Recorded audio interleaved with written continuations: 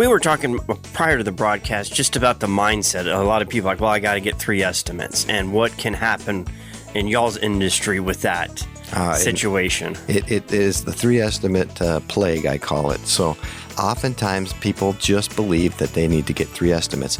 And with restoration, it's a little bit different.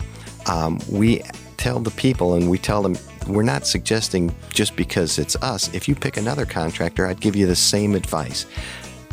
Pick one restoration contractor. Give them the opportunity to work with your insurance company to arrive at a fair settlement that is agreeable to the insurance company, the homeowner, and the restoration contractor. When you get that 3 estimate mentality, all too often, a restoration contractor comes in and wants to gain favor with the insurance company, and so they begin to get a little over-optimistic about what the expectations can be, and that doesn't serve the homeowner well. So you'll have 3 guys out there have been in this situation too many times, and we don't want to do anything that we can't put our name on at the end of that job and be proud of. And somebody said, well, I don't think we need to replace that. And I'll be like, well, let's take a closer look. And the other restoration contractor also wants to gain the insurance company favor, says, yeah, I know, I think he's right. Now it's 2 against 1. And it just delays.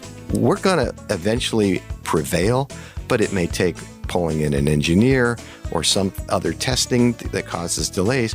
If you can arrive at these sort of decisions with the insurance company without going through all the hassle.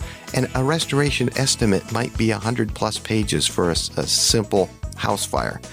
Now, an insurance adjuster has 3 estimates that are over 100 pages each, and he needs to evaluate them and come up with what is an accurate scope of work and what is the right estimate. He's got a lot of claims coming on his desk. He doesn't have time for that.